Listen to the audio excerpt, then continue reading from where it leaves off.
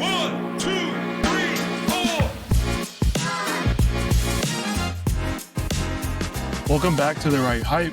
My name is Gavon, and this is a podcast about power, culture, and decision-making for brand builders navigating economic uncertainty. Over the last few episodes, I've introduced some core topics important for this podcast. The first is the post-hype economy. And this is an era where attention is abundant, but belief is scarce. Visibility no longer guarantees relevance, and speed no longer guarantees credibility.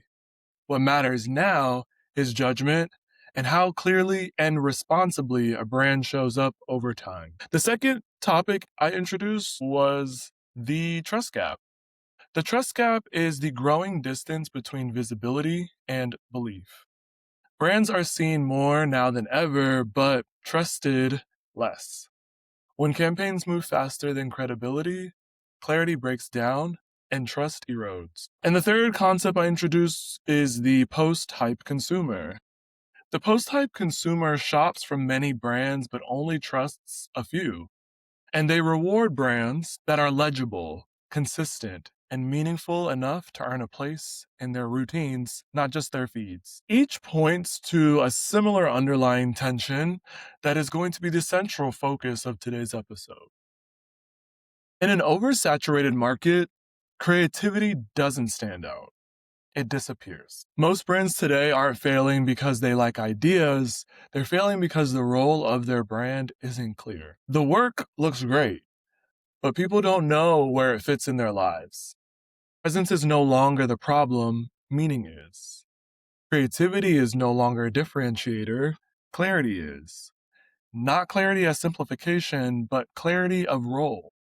Clarity is what helps a brand move from something people admire to something they return to, from lifestyle signal to ritual. This isn't a critique of creativity. It is a reframing of where creativity's power actually moves the needle forward. In crowded environments, novelty fades fast. I call this post-hype clarity. What once felt distinctive now blends into feeds within seconds. The result is a market full of content that looks impressive but leaves no imprint. On its own, it just adds noise, not because creativity has lost value, but because it no longer guarantees comprehension or legibility. The work that lasts isn't always the most inventive. It is the work that can be immediately understood. Being legible is rare, and clarity is what turns a brand into a ritual. As attention has become harder to earn, brands are asking, how do we keep someone's attention longer? Instead of a more important question, how do we earn the right to be in someone's life so that attention isn't constantly being fought for, but instead trust and belief are quietly compounding? In this era of cultural saturation, entertainment became the answer. Not because it was correct, but because it was accessible. This shift pushed brands towards cinematic storytelling, in-house studios, and entertainment-adjacent talent under this one assumption. If a brand output looks like culture, it will behave like culture. But culture doesn't move people because it's entertaining. It moves people because it's legible. It's something that they understand and can deeply resonate with. What's emerging is a lot of beautiful work that leaves people unsure what they were meant to feel, believe, or even do next. The output is polished, but the intent is unclear. AI also accelerates this problem.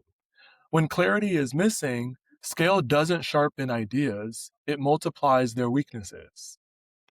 Faster production of things just exposes the absence of judgment upstream. And most teams believe originality will save them from sameness. In reality, usefulness is what cuts through. Entertainment can support a brand, it cannot substitute for brand meaning. That's why I like the word ritual, because it implies repetition, resilience, and return. Now, I want you to think about a campaign that you may have last seen or admired. Now ask yourself, Did it make you more likely to buy from the brand or support it or choose it again? In a post type economy, consumers aren't just buying from entertainment brands, they're buying from brands they believe in, brands their friends believe in, brands whose role in their life is clear. They're not buying brands just because they're impressive. They're buying brands because they're useful, they're interesting, and they bring something to their life. A useful example of this is Liquid Death, one of the most disruptive products in our decade. Yes, this brand is entertaining if you haven't seen it. Its social media feed is pretty incredible and its campaigns are a masterclass in entertainment. But the real insight is where people found joy in it. Concerts, social settings, moments when drinking water felt culturally aligned instead of corrective. Now that is a ritual. If your campaigns don't clearly define the role your brand plays, it's only doing half its job. Audiences are very much overstimulated and overloaded by campaigns all day long. People don't lack exposure to creativity, they lack relief from noise. When every brand competes through spectacle, confusion becomes the experience. People say they want boldness, I get that. But what they respond to is understanding, things that feel deeply true. Clarity really lowers that cognitive effort and cuts through all of the noise. And that builds trust over time. Creativity is subjective. Clarity is not. If an idea cannot be grasped quickly, it will not be remembered. And if it is not remembered, it won't shape their behavior. This shift has consequences. Cinematic storytelling is very expensive and increasingly hard to justify.